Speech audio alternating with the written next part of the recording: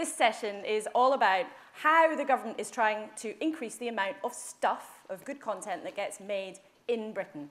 Two things that we're going to be focusing on, a bit of tinkering around with the electronic programme guide that they're looking at, and also the Downton dividend, big tax breaks that might be on offer for big dollar productions. But before we see a little VT with some more of the details of what might be on offer, I'd like to introduce our excellent panel. It's nice to see a small but perfectly formed audience in here with us. On my far right, Anthony Lucombe, who is the MD of Turner Broadcasting here in the UK, of course looking after Cartoon Network, but Turner in London has a big presence from CNN and all sorts of other work going on. Then Jane Featherstone, of course the Chief Exec of Kudos, one of the most successful drama producers in the country. On my left, David Wheeldon, the Director of Policy and Public Affairs at BSkyB, and John Tate, who is the Director of Strategic Operations at the BBC. But before we hear from them, let's have a little flavour of what might be on offer with one of the government's latest ideas. A taste of some people's ideas on this. David Wheeldon, firstly to you, wouldn't it be a good thing if the government said, let's put the wholesome, nutritious British goodies at the top of the EPG, unlike some elements of what happens now, where Sky hides some of that away, some of those nice things that the BBC makes you might want your kids to watch? Wouldn't it be better? Well, I don't fully recognise the characterisation of hiding anything away. I think one of the interesting things about the BBC children's channels is that if you look at the share of viewing on Sky, where they're not right at the top of the kids section of the electronic programme guide. I think CBBC has a higher share than it does on cable, for example, where it is. So, you know, I think by and large the audience know where to get it. Look, I think generally about the EPG, there are already very significant benefits that the PSBs have in respect of due prominence, and they all are right at the top, and that's that's quite a significant intervention in the way EPGs operate. But I think there's a real danger of treating an EPG a bit like a fruit machine and thinking that government can somehow pull a lever and it'll, all come up with a jackpot, because, in the end, actually, what's really needed from an EPG point of view is stability. And what you're seeing now as a result of the EPG arrangements that exist right across the different EPGs is a range of channels investing more and more in the Great British content that we're all here to talk about. And in fact, from the point of view of made in Britain and a strategy to get more of it made, it's working. I'd say, don't meddle with something that works. Well, we'll come to that in just a sec. But John, you've had some rather harsh words previously to say about where Sky puts some of the BBC content, but David's saying actually it's not hidden away. Why have you got a problem with where it is right now? Well, I think one of the ways that we've supported public service broadcasting in Britain over many decades has been so-called due prominence, and that, I think, by and large, should continue, and ways should be found for it to continue. There is an issue, what does that look like with digital proliferation of platforms and devices, and how can you keep due prominence up? But I think a general power for Ofcom, perhaps strengthening a general power for Ofcom, such that it can be kept up over certain thresholds and with predictability, might be the way to go. With regard to the importance of the efficacy of EPG positioning, I think research by DMOL, Attentional and others shows that it does matter. The research that David's quoting is not correct, I'm afraid. With regard to the relative positioning on Virgin and Sky, the BARB numbers that are being used to gauge the audience performance there relate to the audience over the age of 4 years old. In fact, the target audience for CBeebies is 0 to 6, so it just doesn't apply. Actually, being 13th and 14th on the children's sub-menuing and the genre block for children's in Sky is not due prominence. So are you saying he's stitching you up, basically? It's just not right, but there we are. I mean, it's Sky's choice. No, hang on a minute. I actually was referring specifically to CBBC, not CBeebies. But so let's just be clear what we were saying. Look, I mean, John has made an issue of this on virtually every platform he and I have appeared on. The fact is that the kids channels, the BBC kids channels, do benefit from prominence rules. So they got the highest slot that was available rather than went to the bottom when they launched. Secondly, I mean, it is interesting to hear such a fuss being made about where they are on the Sky platform when they're getting a very decent share of voice. But John's in fact, the BBC has supported their demotion by 50 places on the Freeview EPG, which, which is what's going to happen with the reordering. And it seems a bit strange that making such a fuss about Sky, but seeing Freeview, which I guess is where the majority of the audience actually is not an issue. So, I think in all of this we've got to just stand back a little bit and ask the question: what really is the problem? Consumers and viewers seem to like the way that things work right now. Audiences are finding the channels. Investment is growing. We have stability.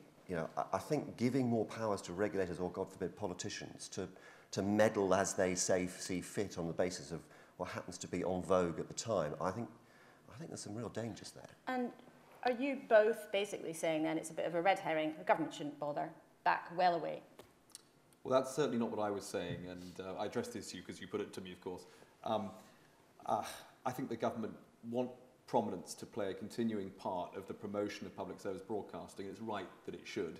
Of course, you don't want to get too granular. Of course, you need predictability for private companies, and the calibration of that needs to be done sensitively. But should, by and large, one of the ways we support PSB in this country include prominence, I think it should. And that specifically includes the EPG, and it should. It does. Increasingly, we need to look more widely, and you can't, design intricate systems for every device and platform. But at a general level, above a certain threshold, should there be the powers for Ofcom to keep due prominence relevant, broadly up to date? I think there should. And James, yes or no, are you telling the government not to do it? Well, I'm saying that I don't think there's a need to change the status quo. I mean, equally, I'm not suggesting that the PSB should suddenly be. I mean, I don't think that our customers would be particularly happy if the channels they watch most were suddenly thrown down the EPG. Jane, as a content producer, did it actually really matter to you? Are you tossing and turning at night, worrying about where your shows are going to be? Endlessly. It keeps me awake. Until yesterday, no. But I can see. It's a very nuanced, complex argument, which, incidentally, I am not an expert in, so anything I say, you can, that's bollocks, could well be true. But it does strike me as a content maker and a huge supporter of PSB, which I wouldn't, of course, David is as well, I don't think there's any argument about that.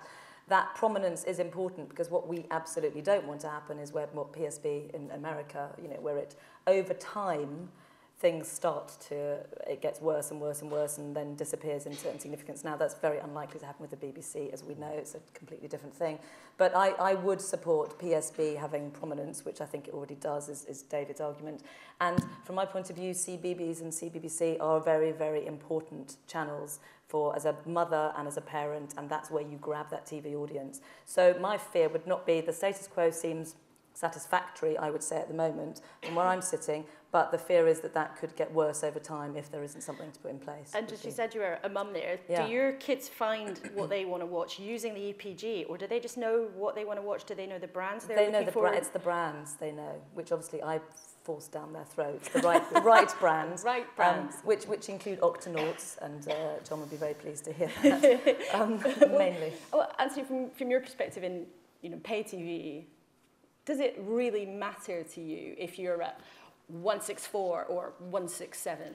I mean, I think there is evidence, particularly in general entertainment, where you're on the EPG has a huge impact on your audience. So yes, playing around with an EPG will impact existing pay TV broadcasters. I mean, unfortunately, I do subscribe to if it ain't broke, don't try and fix it, because you could make it worse. We're at a stage now where, in 1996, pay TV was in over 5 million homes. Now it's in over 15 million homes. What's happened over time? Because we've all been there, we've earned our spots.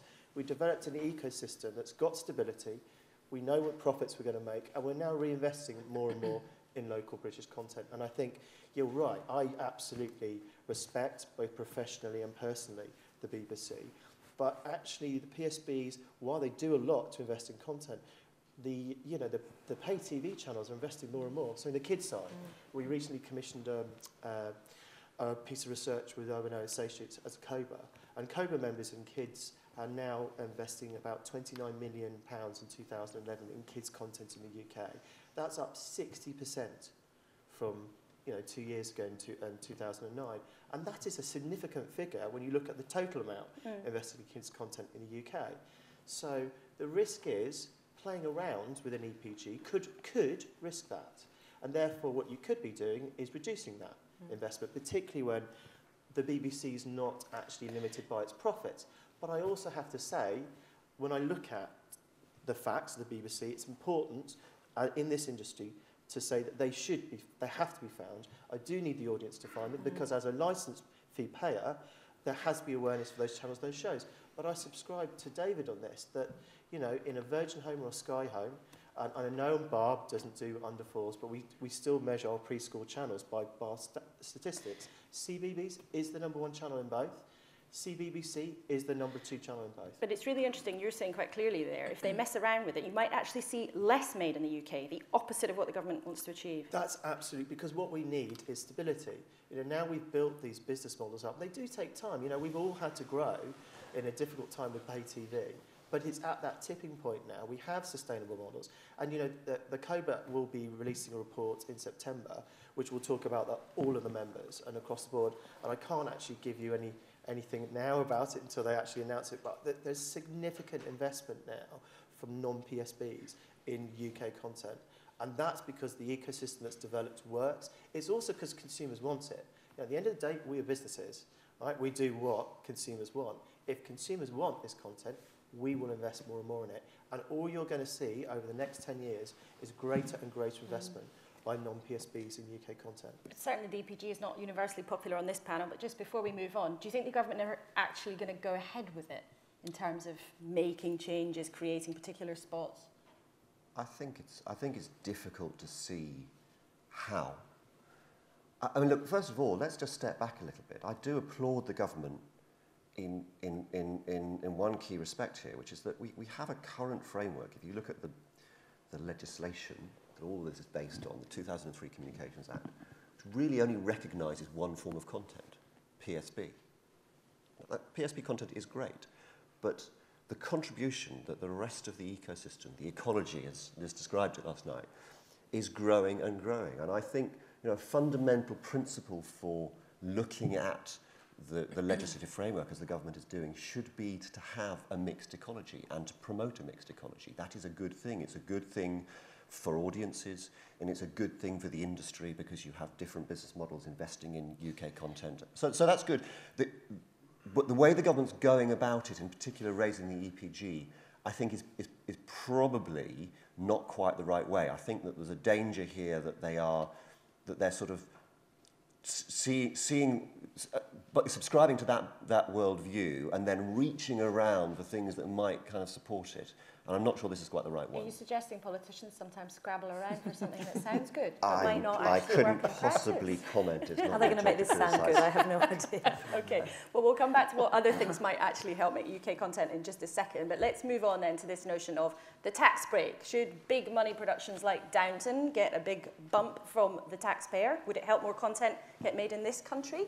Or might it just bring others from abroad in to make the most of it? Let's have a look at some of the ideas that are being fleshed out. Jane Featherstone, what's not to love? Sounds like Narnia. Yeah, in some ways, I think it will be. And broadly, it has to be a good thing, I think. But I have some serious worries as a programme maker. And I think now, as the legislation is being formed or as they're discussing it, that we need to look at the downside impact of it as well, which makes me sound like a real doom monger. But I was just talking to Maggie Brown earlier and saying, I remember when the tariffs came in for programmes, you know, what was that, 6 years ago or something, 7 years ago. And I remember at the time being a real Cassandra and saying, oh, it'll you know, force budgets down and the broadcasters will net off. And everyone said, no, it's completely protected. And that's exactly what happened.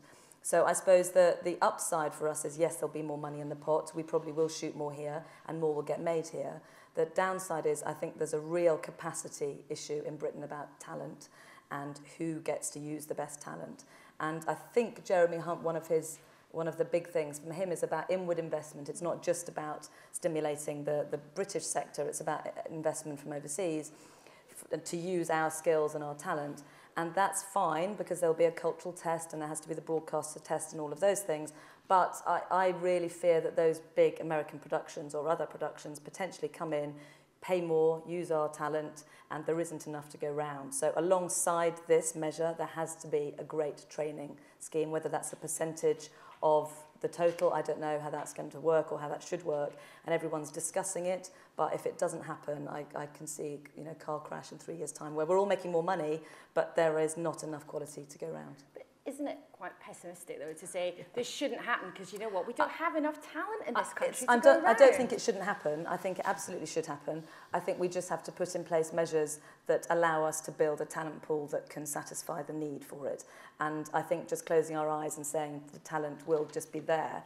The talent may be there, but the training to give those people the craft and the tools to actually deliver at that high-end quality mark. You know, we struggle now, genuinely, to find enough directors and writers in particular in this country. And on-screen talent, you will watch, you know, they're all Damien Lewis, you know, David Harewood. We can't hold on to them anyway.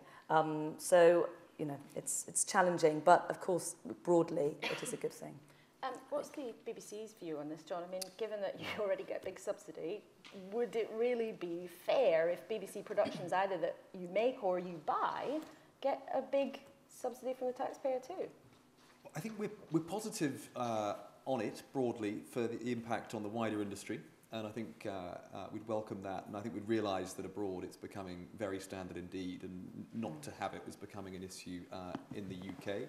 I think Indy's working with the BBC would certainly look to take advantage of it if they can at the right thresholds. I think for the BBC itself, we need to see the detail. I don't think we've worked out how exactly it applies, if at all, to in-house production. I think it's important, the operation of it is very important, the calibration of it, where it bites, making sure we're not just going to fund activity that would have taken place anyway. So getting the level right will be very important. But yeah, broadly we're positive.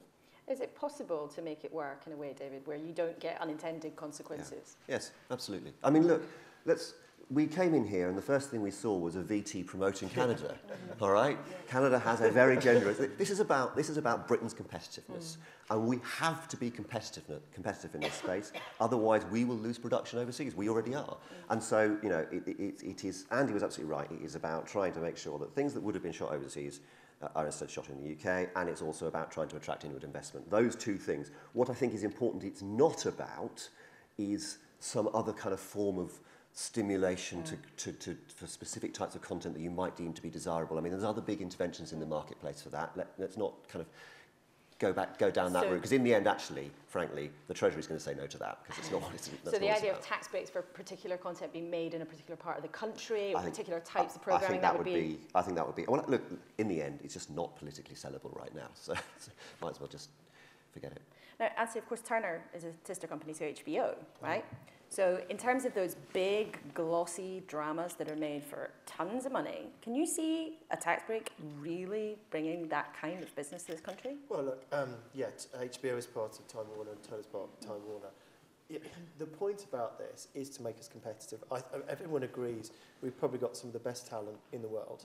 The problem is, at the moment, there are other places around the world that are developing talent that are cheaper. So we do need to do something about that.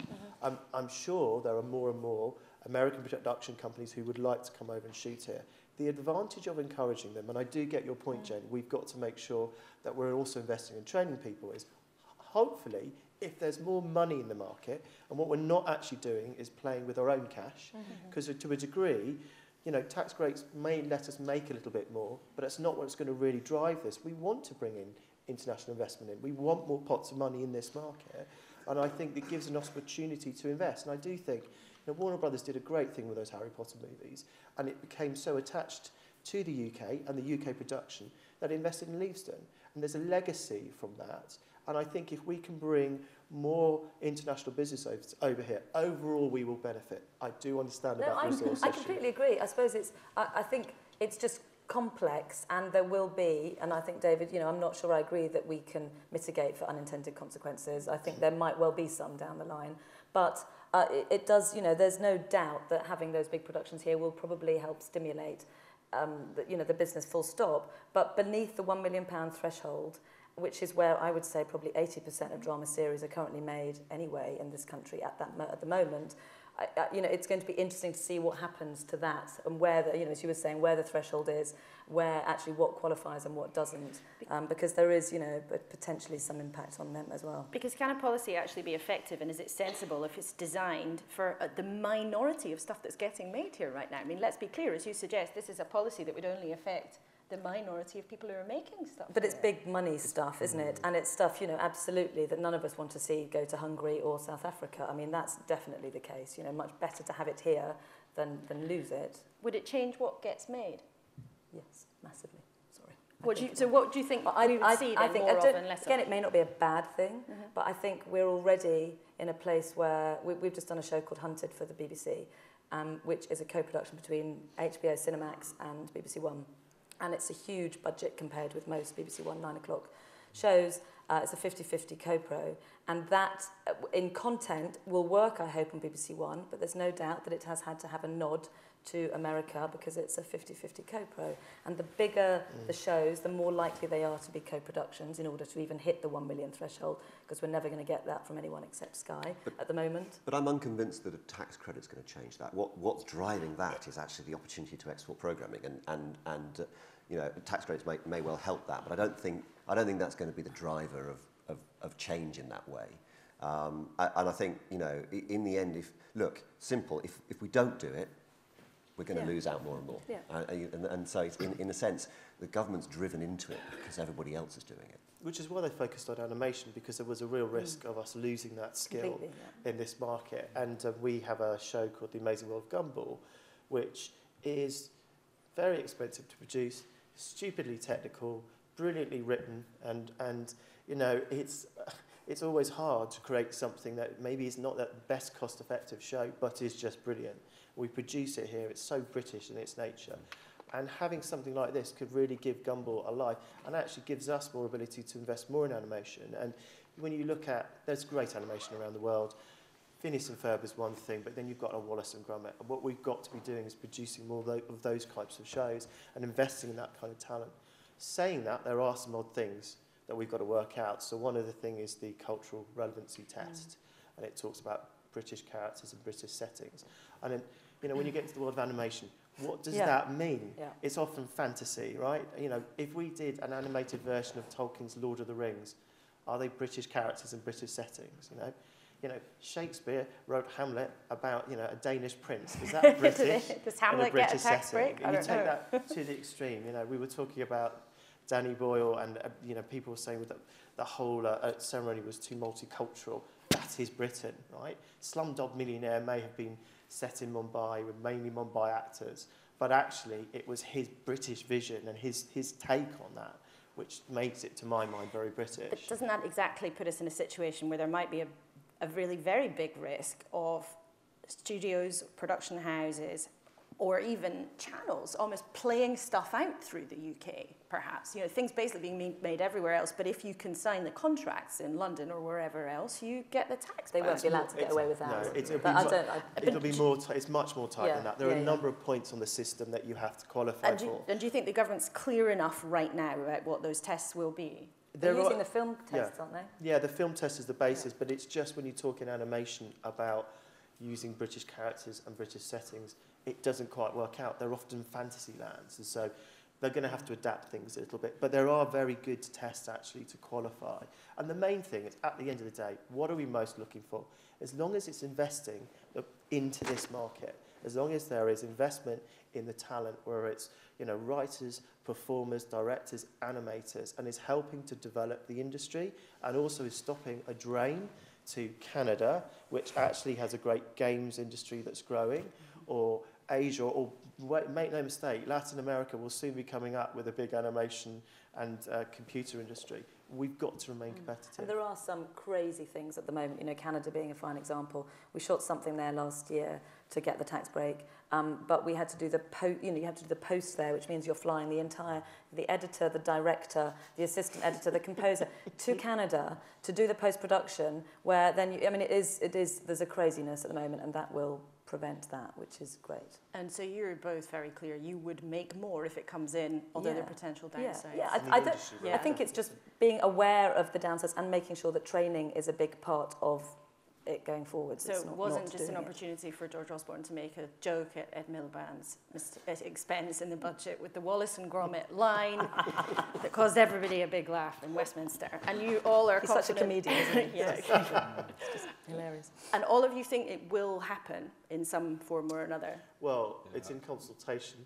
You know better than I do the issues. It's bringing the UK into line. It operates in film to an extent. It's subject to execution. Net, this should be positive. Yeah, but you all sound much more confident about this actually coming to pass than measures to tinker around with EPG. Yes. Okay. Now, in a moment, I want to ask all of you for your questions. But first of all, I want to know from the panel, aside from these two ideas, one which might not happen by the sounds of things, one which pretty much is definitely going to happen, are there things that the government could do that would be more useful? Or are there other crazy things that they're doing right now that stops things getting made that should be rolled back or unraveled? David? It's not a particularly Sky view of the world to support the status quo. Do carry on. But I genuinely Shall I write this down? Well, no, I genuinely think if you look at it objectively, our industry is in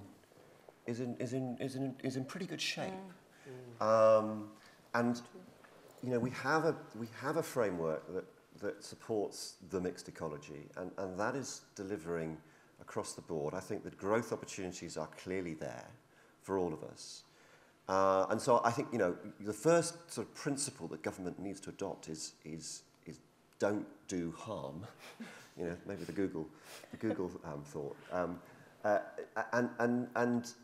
Secondly, how can we support the good things that are happening to an even greater extent? But there are always risks of unintended consequences. So I don't detect out there any great clamouring for significant change. And the mantra that, the internet's going to change everything and therefore we've got to change the rules in order to accommodate that, I'm not sure that really holds much. I mean, I'm not sure what it is specifically that you would change that would acknowledge that. The fact of the matter is the industry is adapting pretty well. I don't think that we're making the mistakes as an industry that, say, music did. In trying to hold back our content and failing to connect with the consumer, as again Liz referenced last night. So, I struggle a little bit to kind of really get a sense of what could be done that would make a difference. Or of course, at that point, I will just do a shameless plug for a session on piracy this afternoon when we'll be talking about precisely some of those issues. But John, what are there things right now that you're floating around, worrying about, hoping the government will pull back? I was just listening to David and slightly regretting the new, mature, sober Sky blue chip voice. I miss the old abject prop Sky would rough us up, Well, let's have some role reversal. Yeah, come on, Anyway, there are things it could not do as well as do. I think we've spoken about things it can do, but I think spectrum charging is one of those things it shouldn't do. It'll be money out of our content budget to pay for unnecessary charge. Ofcom's beginning some preliminary work with a view to this. So I'd like to see them sort of put that away, as it were. Why specifically? Just because it will remove cash? Yeah, straightforwardly. I mean, it's money out of the door that we could otherwise be using on original UK content, and we'd like to see it off the agenda. And how big is the threat? I mean, what kind of difference would it make? depends. I mean, I think Ofcom is always committed to hold consultation before introducing spectrum charging, and I think they'll go through that, and they're doing some preliminary analysis, as I understand it. It could be a very meaningful sum, and we'd rather not have to divert money away from content. It's against our strategy. It's against the emphasis of government on more original UK content. So that's one thing. Retransmission fees, we welcome the discount we've been given by Sky. We'd like to have not to pay them at all to carry our channels. And again, we could put that money back into UK content. We would, and we've committed to putting any extra back into UK content. So there's things that could take things off the table as well as put them on. And just on spectrum pricing, I mean, are you entangled up with the government over this right now? Well, no, I don't think they've said clearly that they're going to go. I think, Ofcom for some time has had an intention to introduce this. We would like Ofcom and the government to think again. And aside from in this room, are you making that view very much known? Well, I am today. You will now. Yeah, Excellent. there you Good. go. Anthony, what about you? If you had a wish list? Do you know what? I mean, if we'd been sitting here 2 years ago, or a year ago, I'd been talking about animation tax breaks and actually tax breaks with the content. Yeah. I certainly wish they don't meddle around right now with EPG, because irrespective of what we're even talking about, an ecology or an ecosystem, you've got to remember consumers are used to something. And even going back to does the user want it? And if we start playing around with systems that's going to move stuff around, they're not going to like it. I'm sure Sky gets calls every time somebody actually changed an EP number. So, but actually, I think at the moment... Hang on, do you get calls when people mess around with, when things move up or down in the numbers?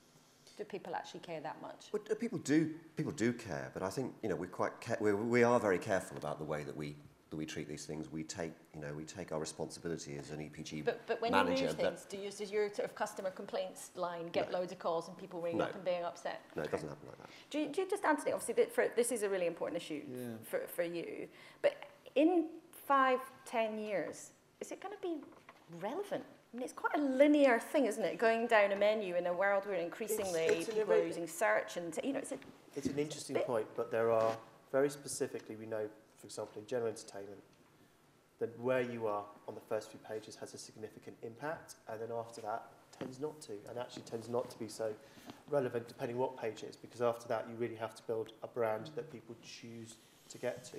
It is an extreme challenge to build awareness, particularly if you're not a PSB or one of the big guys and you're going in the bottom of an EPG and you want to start launching a channel with content. It's hard to break into this industry. What about making it much more commercial then, and transparently commercial? Just saying, fine, you pay for your place. In the some environments, in a bigger way than happens already. So in the Sky environment, there is an opportunity. If I wanted to launch a general entertainment channel, I want to continue my investment and get more awareness to actually purchase EPGs. So there is that ability there. There isn't necessarily in other platforms. So what it actually hinders me potentially doing is wanting to increase my investment if I have the resources to do so. John, just briefly, you wanted to come in there. Well, I do think there's a mistake in thinking that to do nothing is neutral on behalf of the government. Actually, we've had a commitment over the years to maintain a level of due prominence, and that will require refreshing the approach with platforms and technology. So it's not, I think, for government just to wash its hand and say, you know what, there's nothing to do. And that in itself is not neutral. I think it needs to be kept broadly in pace with evolving media trends. And I think with regards to stifling innovation and competitive tension, to take the children's sub-menuing example, if it were the case that once you scroll down to 13, you're tripping over innovative UK content and fantastic stuff, then great. I don't think that's the case, I'm afraid. So it don't see the evidence. Doesn't matter much, because even if you've got 800 things on your EPG, still nothing to watch. Oh, great. Apart from anything made by Kudos, of course. Jane, what would make a difference that the government could actually do? Or would you, like David, just let them... I'm with David on this one. Just I think it's back. an incredibly healthy time for us in the production sector, not least because Sky are investing so much and in scripted, in comedy and drama. And I think there'll be more news about that. There will be huge investment, which is going to, however much Channel 4 and the BBC won't like to hear this. I think it will radically revolutionise where the talent behind the scenes and on screen goes. I really do. And that will be the biggest driver, I think, in terms of scripts, which is obviously a big part of the market. So no, I don't think governmentally, the tax breaks will be largely very good. Otherwise, we're in great shape. And I think it's a huge opportunity. And those new big exciting productions with Sky will be good and great. Okay, at that point, I'd like to throw this open to the audience. There are going to be some roving mics, and please, when you ask your question, can you give us your name and also tell us where you're from? The gentleman back there on the left. Hi, thanks very much. John McVeigh from PACT. I'm actually on the Treasury Working Group for the TV tax credits. You should be here, John. You know much more than us. And I also chair the TV Tax Coalition, which is a pan-industry group feeding into the government. Jane raises a really interesting point, and actually this was one of the first points many of us in the Indigenous production community raised when we first heard about the tax credits, which is about our skills base and talent base. But it was the same problem we had with film in 2007 when we came up with a new tax credit for film, which was to sustain Indigenous production but also inward investment. And of course what was introduced then was a skills levy on all film. So if you get the benefit of tax credit, you basically pay something towards skills. And I think that's going to be a model that the industry broadly will adopt, including the Americans who want to come here and use our talent and skills. It's a good problem to have, actually. We could be not only have a fiscal incentive, which will attract investment here, but also an incentive for attracting talent here as well. Because bear in mind, we are part of Europe. There's nothing to stop talented Europeans coming to work in the UK as well as training a new generation as well. So I think it's a good problem to have. And I think our unique sort of ecology we have in the UK, the infrastructure we have, makes us a very, very attractive place for anyone who wants to work in scripting and animation going forward. John, I would say I completely agree. I think the key with the training, as we know, is that it's targeted in the right places. And John and I are both on the Indie Training Fund, actually. And it's just, for me, you know, that the percentage thing, fine, it's just really genuinely the answer to that is that the Skills Investment Fund, which was brought in for film, is wholly owned and controlled by the industry. All that money, all the many millions of pounds which are collected for that, are distributed by an industry board, and I think that will be a model that the industry should control this. It's our money, and we should be clear about where it gets spent in order to sustain the talent and skills that we need to go forward. So Jim, would you like to see that model then, the skills levy that was brought in with film, that replicated along? Yeah, absolutely, and targeted at the creative side of things as well as production. I think that's really, really, really important.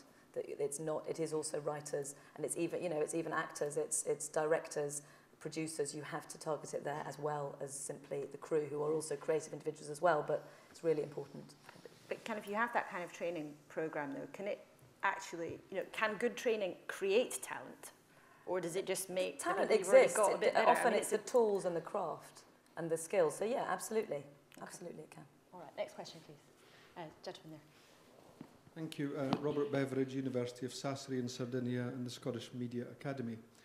I'm interested in the fact that we're talking about the EPG in the light of the McTaggart lecture last night and also technological developments.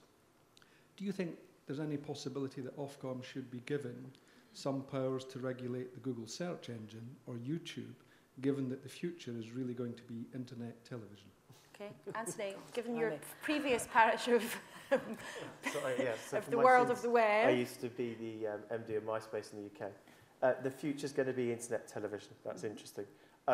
In the short term, my strong belief, short to medium term, is linear TV will still rule. It's still going to be, and you have to understand, it's because in our particular market, more than any other, we have soaps that litter the schedule that people want to come the next day to talk about. We have reality TV shows which people come to talk about. And actually, you get to a time where you come home and you just want to run down an EPG. So I remember Deloitte and Touche with their media report last year said something absolutely similar, that they just can't see in the mid to short term that going away.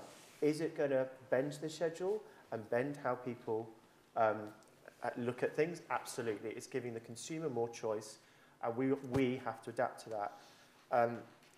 There therefore comes the question, if people are going to use YouTube as a way to navigate, whether there would need to be regulation.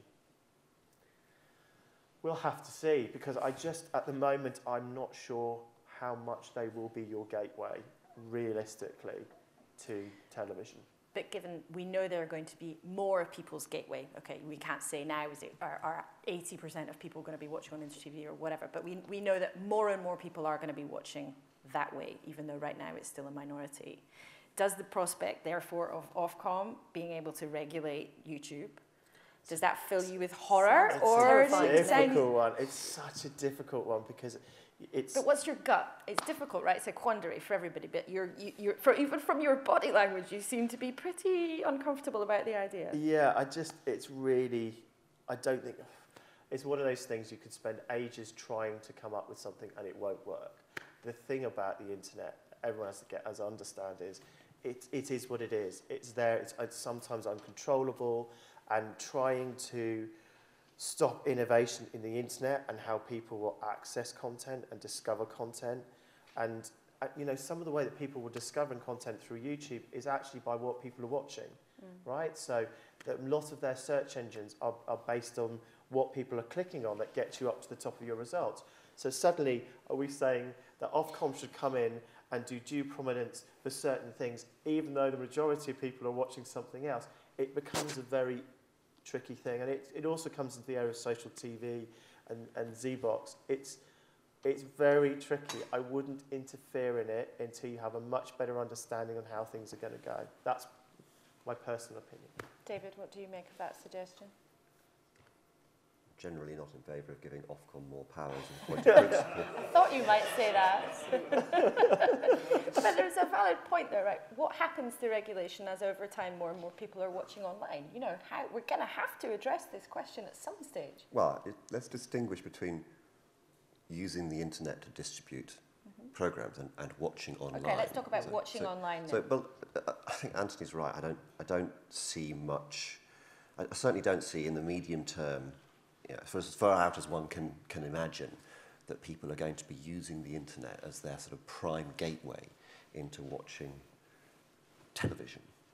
Television as a linear medium has a long, long way to go yet, and we are seeing in many ways actually that all of the things that are going on around it, the power of companion devices and all the rest, are actually reinforcing linear television's place. So I mean, in a sense, this is a solution looking for a problem. Can I just briefly ask, do you think that's what should happen? Would you be happy with that? I was asking about due prominence and regulatory intervention in terms of due prominence, and you've broadened it out into stuff that takes us into Leveson and so on. All I'm saying is that young people, including my students, are digital natives. I was in Australia until about 3 days ago, and in the department stores, they're selling things branded as internet televisions. Now, I fully accept your point, which is people want the schedule. The schedule is a good way of marketing programs, marketing brands, trust. People don't want to spend a lot of time looking for stuff. But having said that, if PSB is green programming, in other words, it's good for you, eat your greens, then the government has a social, political, civic responsibility to support public service broadcasting. And for me, what that means is there has to be some regulation, and that includes Google and YouTube. I suppose the issue that I have is on an EPG with a platform, it's not determined by popularity at all, like a lot of what the internet search engines or any kind of personal recommendation is. No, it's defined by us, people who control it, who decide where you go. Therefore, having something that talks about due prominence is controlling certain people. The majority do not decide where it goes. A minority decides on the EPG. When you go to the internet, you're trying to regulate mass opinion. I think you're going into a very dangerous area where you try and start to regulate the internet and what people should or shouldn't see first. I just don't think you can do that, particularly when people like Google really have built incredible businesses which rank things based on what we are looking at and trying to deliver to you what it thinks is what you're looking for most. And having to force you to look at something else, it's not how the internet works. I'm not saying we don't have to look at it. We'll have to see. I mean, I've played around with Google TV. You know, there could be, you know, I've seen it on an overlay on the sky. Actually, my personal view, it's got a long way to go before it's anything I want. I have an internet-enabled TV. I don't use anything on there. I don't need to. I've got, you know, Sky or Virgin. We're a long way away for having to ask those questions, and I would really regret further regulation. I think it's time for a gratuitous mention of Prince Harry and the headline that the panel came up with previously, which was "Happy and Glory Arse," which sadly I haven't seen in any of the newspapers. Anyway, John, you want to come in briefly and then let's take another question? Yeah, just very briefly. I mean, I agree with the comments on the staggering resilience of linear TV. Great. Everyone loves Everyone telly, loves TV. right? Underlying human needs don't change, and so on and so forth. With regard to, I mean, I think the perfect can be the enemy of the good here. I think it's perfectly possible to imagine due prominence protections. Yes, you know, there are difficulties, but the idea that the internet is just innately too complex and therefore a non-regulatory zone in many regards is just not the case. Certainly not search engine results, but where they're, you know, over a certain threshold of viewing, if it's in an editorial or curated environment, could there be measures? Certainly there could.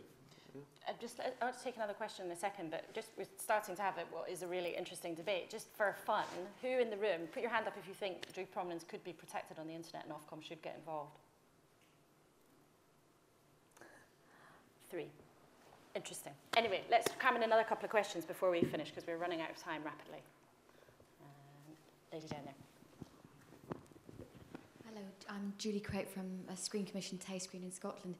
I've just really been interested to hear the comments about skills and the Skills Support Fund, the levy and so on. Just would put in a plea that if there could be sort of strategic direction, I don't know what your thoughts are on this, strategic direction for all your production crews who are at the coalface, as it were, going out there, to really bear in mind the regional resources that are available. We always try, obviously first and foremost we're there to help projects do what they want to do, but we're always trying to put in a word for people at least to get free work, unpaid work experience. And plus there's all sorts of colleges across the country that have installed wonderful facilities, but they now don't have the funds to actually teach the courses, sadly. So if there could be some sort of strategic encouragement for people to at least seriously consider regional resources, it would be a fantastic opportunity for the up-and-coming skills to get to know what are the real possibilities. How would you feel if there was an added obligation on the taxpayer and said, okay, you can have the money for your production, but you've got to have 10% of the crew from Leeds and 10% of the crew from Bristol? I mean, honestly fills me with horror, just because, I mean, we would never take unpaid crew ever, anyway. Short work experience, but you have to pay people to work. That's interesting. Why do you do that? On point of principle? Or point of principle. We pay our work experience people as well. I think it's really important. You give the opportunities, but you pay them not a fortune, sure, but enough for it to not be slave labour. But I don't think that's what you're saying. Yeah. But it's very difficult. You know, engineering within the rules that are already put in place just worries me. I think, you know, filming in Britain is good, and ultimately we already have, you know, for the BBC and for Channel 4, we make almost everything outside of London in the regions, and when we're choosing that, which we're obliged to do, and as an indie, and where, you know, we choose the place based on the best location and the best crew and the best talent, and it has always to be a creative-led argument for me. It has to be that. And that's the danger. I mean, what we're trying to do is really stimulate the market. Yeah. And if we make it too complicated and too impractical, it's going to be counterintuitive. So if we actually start fighting about where that money gets allocated and engineer it, we're going to probably do ourselves no favours. Do any of you know if in other countries where they've had the tax break, in Canada, for example, is there any element of regional control? They say you only in one province or only in one... You get more if you go to certain places in Canada. You know, so there are... Calgary, for example, offers a lot more than other places, than Toronto. So why not here then? We're a small country. People can travel. It takes 3 hours to get anywhere. You know, I'm not sure, but, you know, people clearly disagree with me in the audience. Okay. Gentleman there, please. Hi, Nick Toon from Time Warner, representing HBO as well as Turner. Just picking up on that discussion about regional and out-of-London production, I think I would be against adding in specific quotas and requirements for particular regions. I think overcomplicates things. But I do think there is a real opportunity afforded by the high-end TV tax credit. HBO's current big show they're making here is called Game of Thrones, which is made in Belfast. It's in its 3rd season. There's 700 people working on that show. It's made in the old shipyards where they built the Titanic, and it's having a really revolutionary effect on the creative economy in Belfast.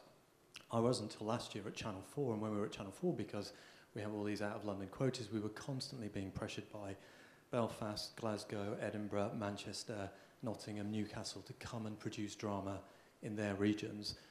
We just don't have enough production in the UK domestic market on its own to create meaningful creative clusters across the whole of the UK. So I think the real opportunity here, alongside building the domestic infrastructure, is, as Antti was saying, to grow the size of the whole pie. And if we can bring in more productions from outside the UK, then we can start having a big effect in Glasgow and in Edinburgh and elsewhere. And actually, international producers tend to be a lot more colourblind, shall we say, about regionality. I mean, the guys from HBO producing in Belfast, it's the UK. They're not there, whereas UK TV-centric production tends to be very London-focused, very kind of reluctant to go outside of the M25. I just don't think that's true. I mean, most drama, I would say 90% of drama shoots outside London. That's right. Now, historically it has been, and we've had to have these sort of forcing mechanisms. All I'm saying is, in my experience, actually, international production, you don't even have to get over that. But answer me this, Jane. Are they people who are based in London, who live in London, who were trained in London, who come from London or the South East, who go out to work in other parts of the country and then hustle back. Some do, yeah. Definitely. But as you know, as you were saying, sorry, I didn't catch your name, but you were saying, you know, there isn't enough production to have other big centres of standing production elsewhere in the UK. Substantially. Manchester's the only, Leeds, you know, there's a conurbation there. And Cardiff now, the BBC are doing a lot in Cardiff, which is helping that. And I think, you know, but that's happening anyway. And I think the real opportunity of extending effectively the film tax credit to high-end TV is, film is great, but it tends, you know, Harry Potter is very unusual. It tends to be one big production, comes in, it's wonderful while it's there, and then it goes. Whereas with returning drama, as I say, Game of Thrones is in its third season. We hope it will carry on being successful and be there for another 5-10 years.